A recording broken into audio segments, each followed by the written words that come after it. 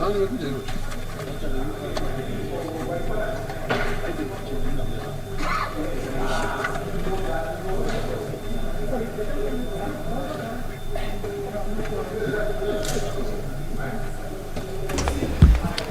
members. Order. Order. Honorable members, are ordered for the quorum bell to be rung for 10 minutes. I wish to report that the 10 minutes are over. And without the point having been raised by the Honorable Ondo, Ondo is in the house, he has not disappeared. Honorable members, we have not been able to raise our numbers on the same. And so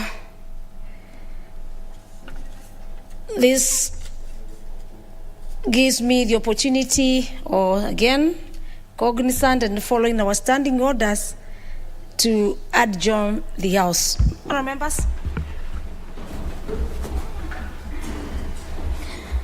Honourable members, the time being 4:51 p.m. This House stands adjourned until the Tuesday, 15th February 2022 at 2:30 p.m. I thank you all.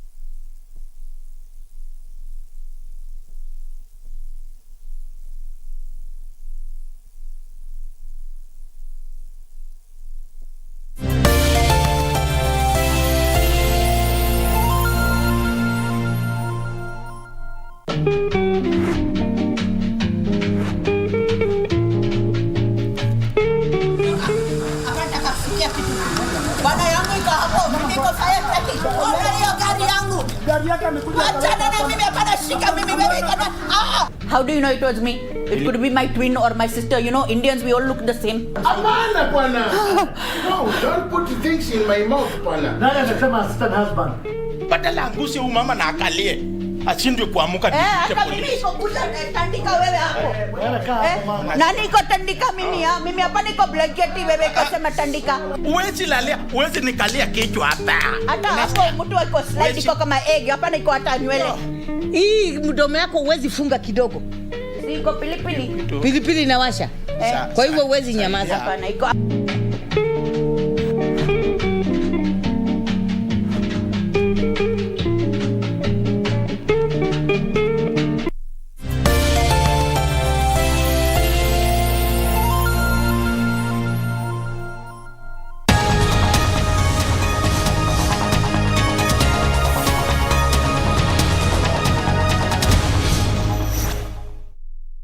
Juices which are over the shelves, the retail shops, and the quick marts and the big selling points in this town and in various towns. Those are the potentials that are just lying dormant, and we can be able to increase.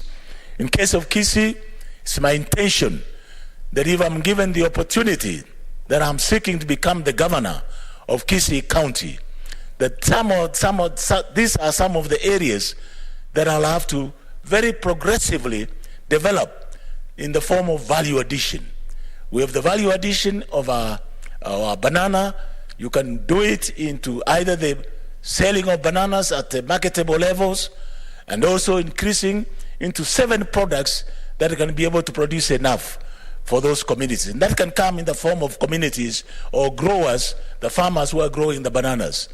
The avocado industry, again, is another one.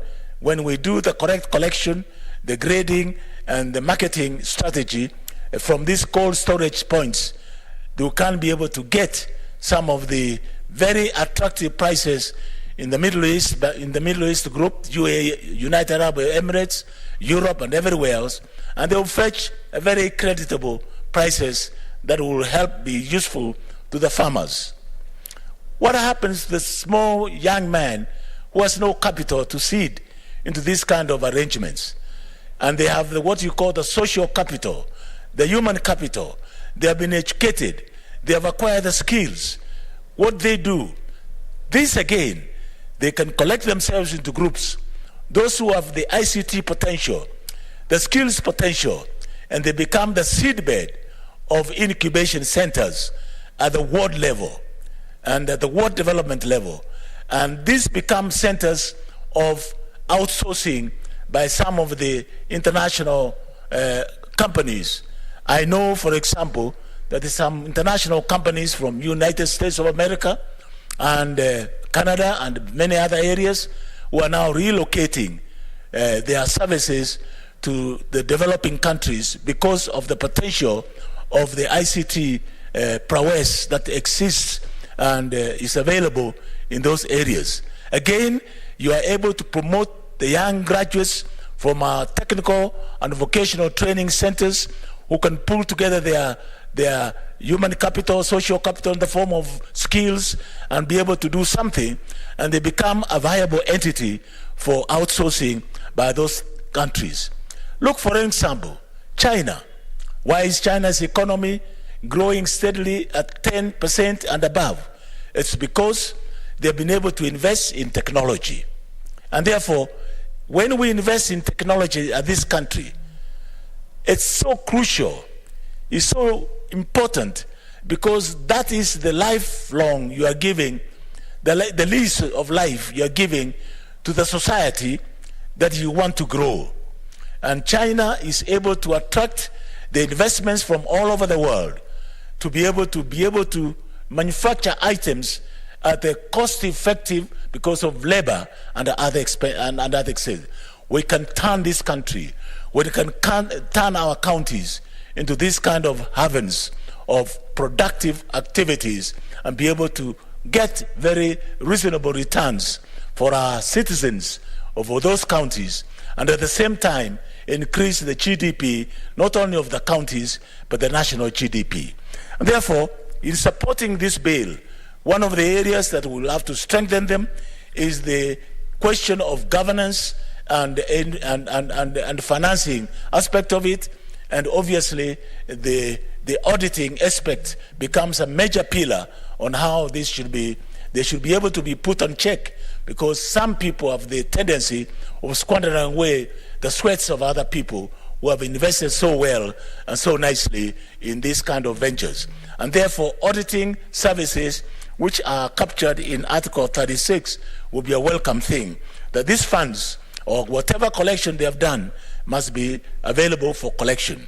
And the investment potential, the Director of Social Services in the Ministry of Culture, wherever ministry it is domiciled, or whatever county, the Minister for Social Services should be able to have an extension, a very powerful extension arm in being able to assist these groups so that they can be coordinated, they can be put together to be able to achieve their potential. Madam Speaker, we are in the right direction in adopting this bill as a product of this Senate.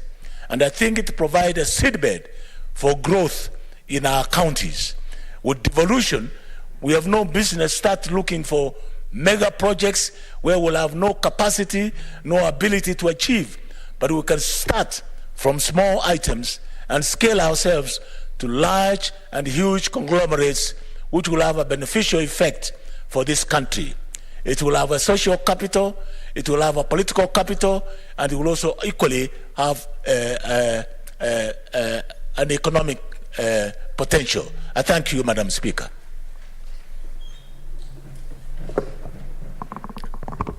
I have no other requests and therefore call upon the mover to reply.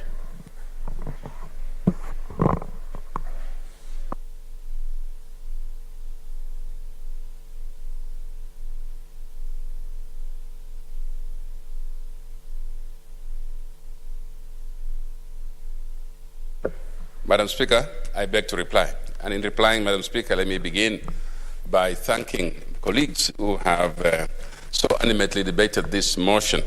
Madam Speaker, I'd like to congratulate Senator Pareno, who seconded this, also Senator Musurube, Senator Cherarke, and Professor Ongeri, and anybody else who has spoken to this bill. I want to say thank you very much. Madam Speaker, as I listened to Professor Ongeri animately and seriously debate this matter, and Madam Speaker, you can see how he means well for his county of Kisii, and I can wish you well. I wish you well as you try to as you go and vie for the position of Governor of Kisii. It looks like you have a good plan for them. Madam Speaker, it is important that we realize all those potentials that we've heard here, potentials to grow small community groups into actually financial institutions for some, into great farms for others, into money-making instruments, Madam Speaker. And so I wish that members would take this matter up, challenge, and start using those groups to then improve the economy of their various representations, whether this constituency or county. And Madam Speaker, with those few remarks, and hoping that the members will support me in this one, support this motion, and pass it quickly, Madam Speaker, so that it becomes law. It will assist us in making sure we organize our people into groups, and that they be registered well, that they will be able to be identified with a particular group for a particular purpose, and that they will be able to put all their issues to a particular point in government. So I do want to reply, Madam Speaker, and pursuant to Standing Order 61.3, and request you, Madam Speaker, to defer putting of the question to a later date. And I thank you as I reply. Thank you.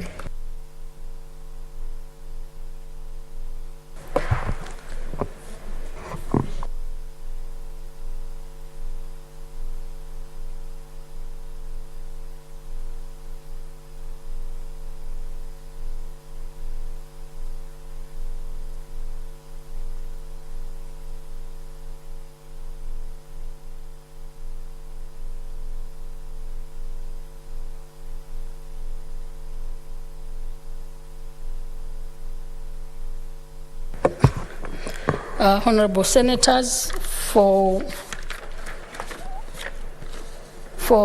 the Community Groups Registration Bill, number 20 of 2021, it shall be deferred until the next sitting when we have enough numbers for purposes of division. Honorable Senators, I also rearrange this order paper by deferring orders 18 up to 15 and orders 18, 19, and 20. So we call in the next order. 20 and 21. Of course, 21 being my bill and cannot therefore move. So we go to the next order, which is order 22.